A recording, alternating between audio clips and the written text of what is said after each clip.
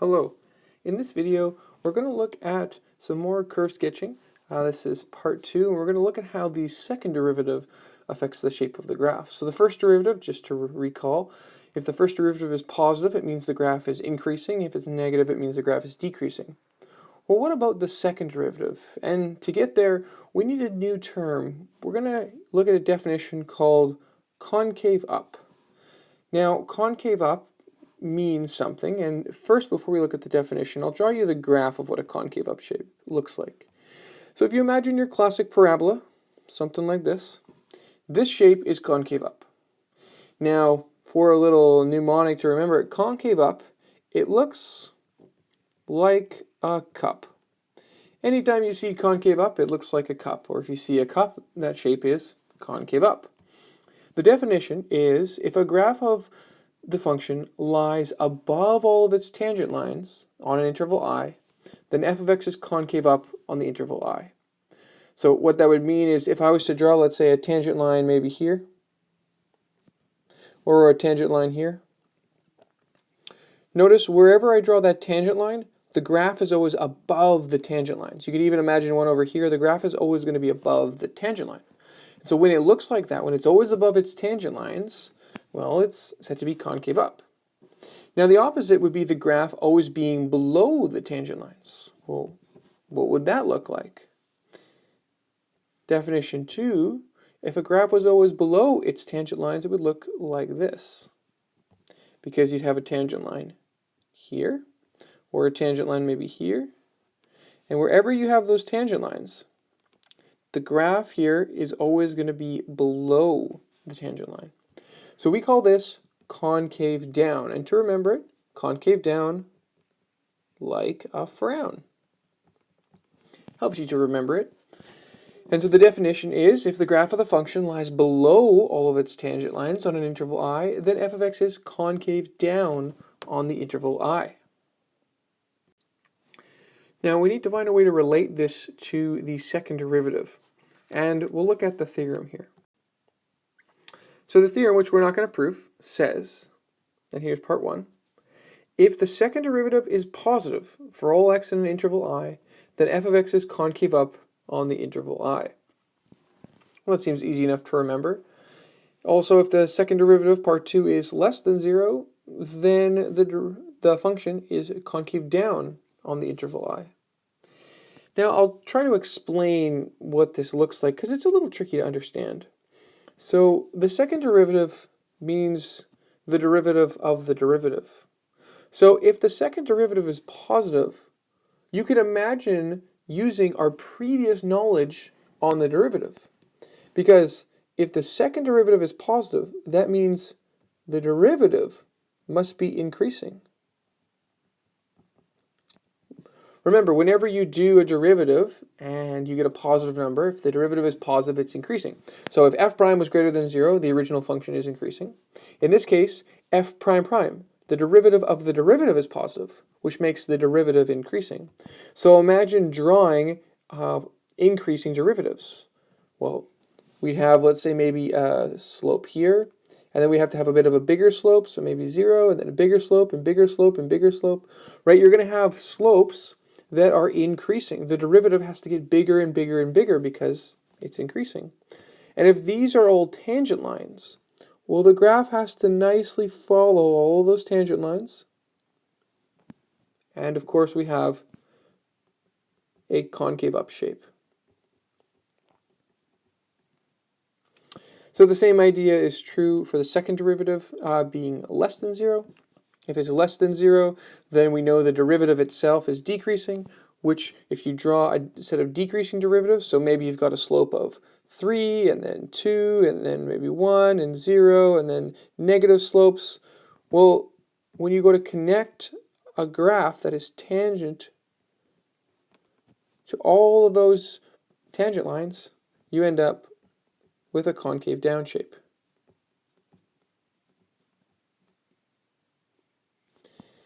We also have this term inflection point. Now, an inflection point is a number c in the domain of f of x, and it's called an inflection point if f of x changes its concavity at x equals to c. So what do I mean by this? Well, let's look at this point right here on what looks like a cubic graph. On the left-hand side, we can see it's got a concave down shape. So over here on this side, it looks concave down, like a frown. Now over on the right-hand side, well, we notice it looks up. It looks like a cup. It looks concave up.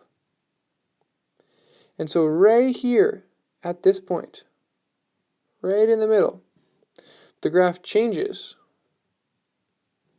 from concave down to concave up. And so that point is called an inflection point. It inflects from one type of concavity to another. Now we'll take a quick look here on Desmos to try to illustrate these ideas. We have here a graph that goes from being concave down to being concave up, and we have an inflection point. Hopefully we can visualize this portion right here as concave down because it looks like a frown, and this portion here is concave up because it looks like a cup. So right here it flips, or it inflects between the one type of concavity and the other. Now what we should do though is consider what the derivative would look like. So let's look at the derivative. Well, the derivative, it looks kind of strange. We have this parabola here. Let's try to analyze what's going on. Well, the graph is increasing here, which means the derivative is positive. Then the graph has a horizontal tangent line, and so the derivative has a 0. It goes through the x-axis. The graph is decreasing here, so the derivative is negative. Then the graph begins to, right here, have a 0 and then begins to increase, and so the derivative is positive. And so then, if we were to instead turn that off and look at the second derivative, well, the second derivative looks like a straight line. It's all negative down here and then all positive here, because in this portion the graph is concave down, which is what the second derivative tells us, and then in this portion here the graph is concave up, so the second derivative is positive. And I encourage you to go on Desmos and to type in a polynomial and to look how the graph and how the derivative and the second derivative, how they all interact. It's quite nice to actually look at all three of them on the same graph and see the relationships between the derivative and the second derivative in the original graph. Now we'll look at another example here on Desmos. Here we have the graph, again, a clear point of inflection at the origin. And if you notice, the graph is clearly going to be concave down on the first part because here's a tangent line and the graph is below its tangent line. And on the second half, the graph is concave up. Of course, because it looks like a cup, but also because it is lying above the tangent lines. And right at that point here, it's kind of got neither. It's inflecting. It's the inflection point between being concave down and being concave up. So let's try a clicker question. Which of these looks concave up? A, B, C, or D?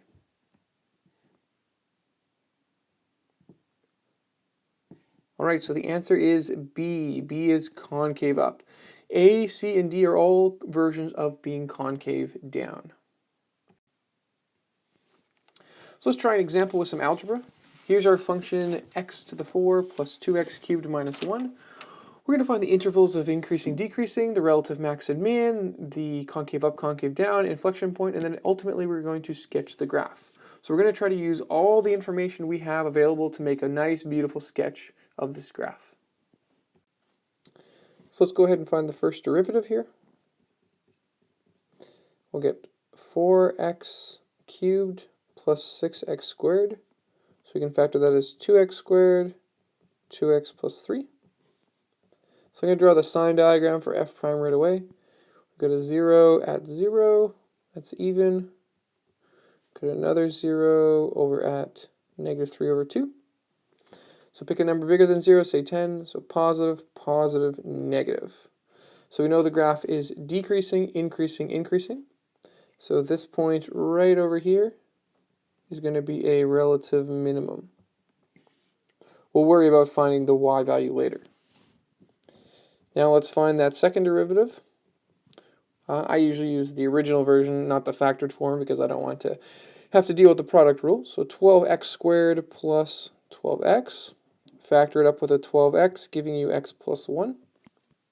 And then I draw the sign diagram for the second derivative. Now I try to keep these to scale. It just helps me when I'm sketching later. So here's a 0 at 0, and then we have a 0 at negative 1. Negative 1 is not quite as far as negative 3 has, so I'm going to put it about here, just so it stays to scale. Pick a number bigger than 0, say 10, positive, negative, positive. So it's concave up, concave down, concave up. This point right here and this point right here are both going to be inflection points, or IP for short. And of course, we will find the y values for those as well.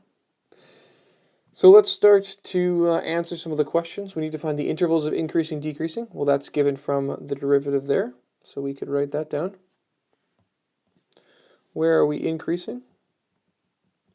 Looks like we're increasing on minus 3 over 2 to 0, union 0 to infinity. Don't include the point 0, because at 0 we have the derivative actually being equal to 0, so it's flat there. It's not increasing or decreasing.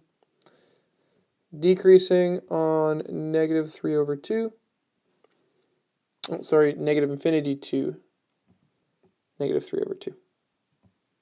Negative infinity to negative 3 over 2. Now, where do we have it being concave up? Well, it's concave up from negative infinity to negative 1, union 0 to infinity. And it's concave down, negative 1 to 0. So we have our intervals. Now let's go ahead and find our y values. So it'd be important to find f of negative 3 over 2, because we need to know where that relative minimum is. And so we need to plug that into the original function. So we're going to get negative 3 over 2 to the power of 4 plus 2 times negative 3 over 2 cubed minus 1. Now I encourage you to pause the video here and try to work this out on your own. It's a good chance for you to practice some fraction skills, because you're not going to have a calculator on the exam. So assuming you gave it a go, this will become 81 over 16 plus, well, you'll get 3 cubed, and then the 2 will give you negative 54 over 8 minus 1. We need to go ahead and combine those. So we're going to get 81 times that one by 2, so minus 108 over 16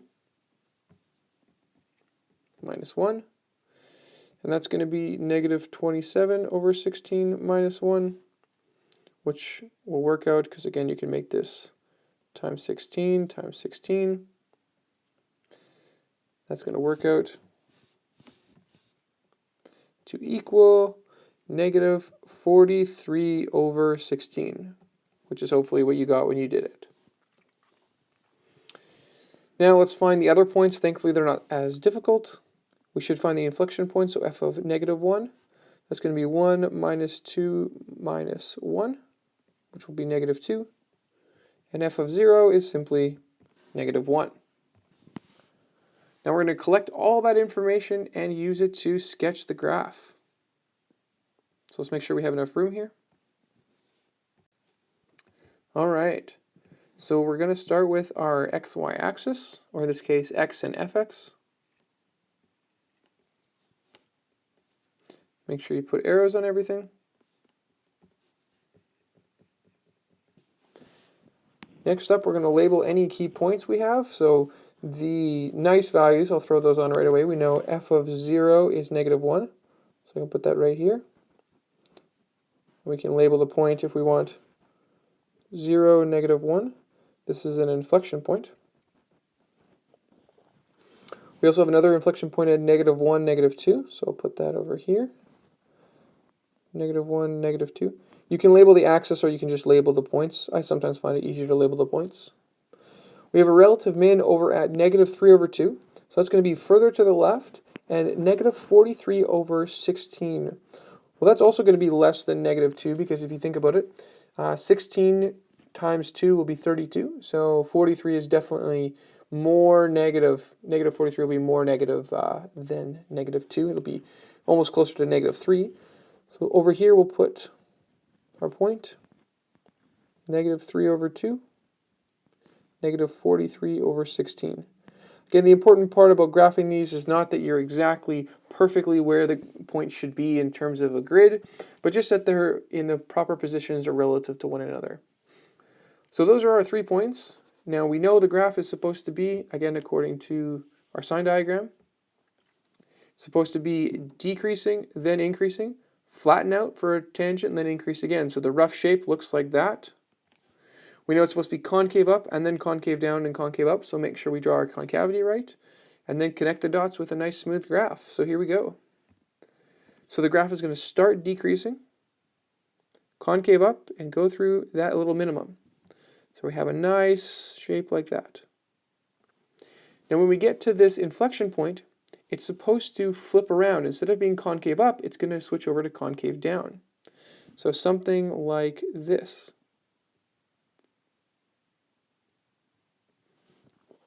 Notice how we go from being concave up to being concave down. Now over at this point, it's going to inflect, and at this point it actually becomes 0. So make sure that we have that nice horizontal tangent there. And then continue on up, increasing with a concave up shape. Put an arrow on this one, and you're good to go. Let's check out the graph on Desmos to see how we did. So here's the graph on Desmos. Now Desmos doesn't always label inflection points, but it always labels your relative min and max. So we can see there our relative minimum. It's a little bit tricky to see the inflection point happening here, but it is concave up and then concave down, so there's an inflection point somewhere in there. And then concave up again, so we have our other inflection point there. So overall, I'd say we did a pretty good job of graphing the polynomial. So let's try a multiple choice question here. What graph has f prime of 2 being greater than 0 and f double prime of 2 being less than 0? Give the video a pause and try it for yourself. Alright, well let's look at the point 2 on each one of these graphs. Well, on graph A, because the graph is increasing, we would expect the derivative of 2 to be positive. But the graph is also concave up. And so that makes, if the graph is concave up, that makes the second derivative also positive. So it can't be A. If you look at C, we have it being decreasing and concave down, so we would expect them both to be negative. So it's not C. Now let's look, maybe it's D. Well, over at D, the graph is increasing. So f prime of 2 is positive. That makes sense. But what about the second derivative? It looks like at 2 we're going from concave up to concave down. We have an inflection point, which would actually make the second derivative not negative, sorry. It would make the second derivative just 0. And so it's not going to be D.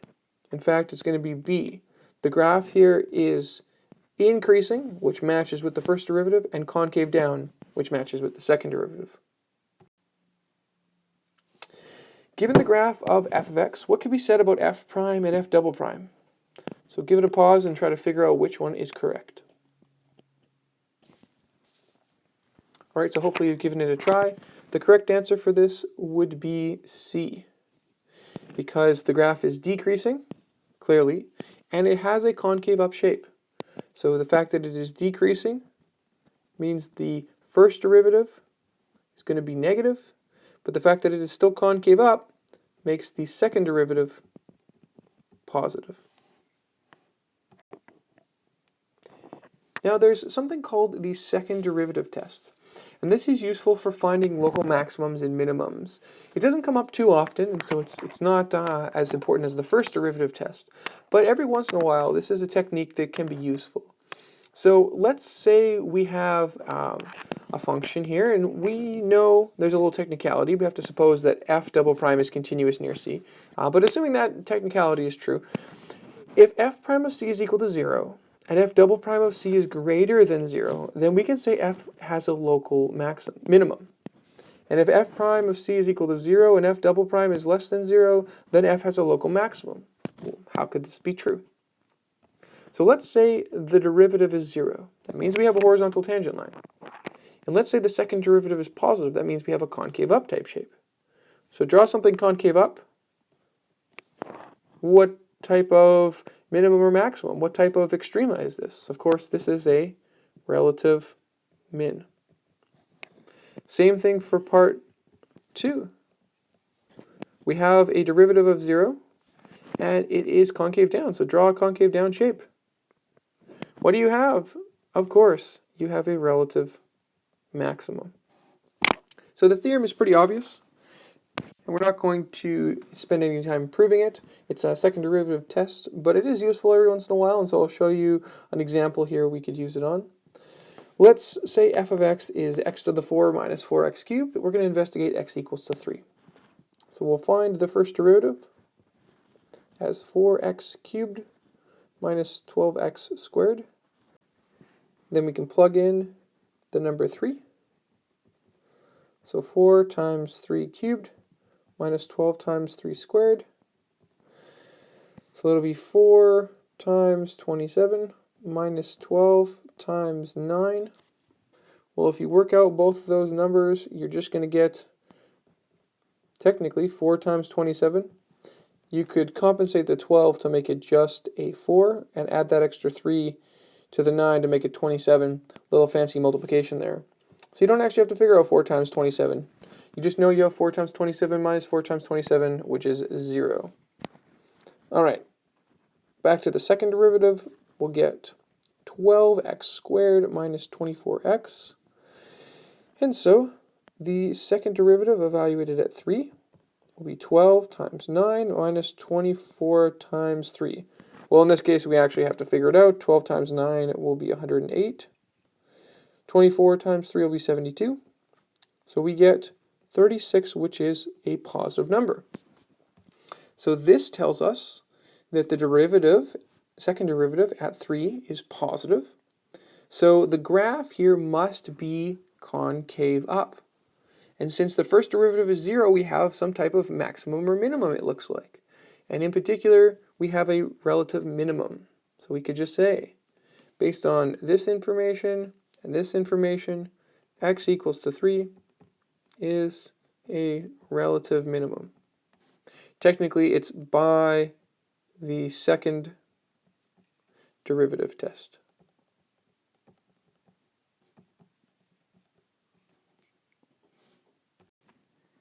So given fx and f prime x and f double prime x, use the second derivative to classify the critical points x equals negative 2 and x equals to 3.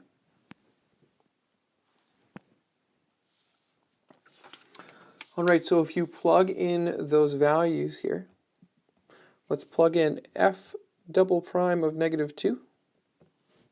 You're going to get 12 times negative 2 minus 6, which will be a negative number. And if you plug in f double prime of 3, you'll get 12 times 3 minus 6, which is going to be a positive number. So since the second derivative is negative here, we know that we're going to have a relative maximum. And since the second derivative is positive, we know we're going to have a relative minimum. So the correct answer here is C. Now, just as a heads up, we're not going to use the second derivative test very much in this course, but it's important you be aware of it because it is a thing in calculus, and it tends to become more important in multivariable calculus. So by multivariable calculus, I mean when you have a function of two variables, let's say x and y. So we've looked a little bit at this when we have implicit equations, and so a multivariable function might have something like this.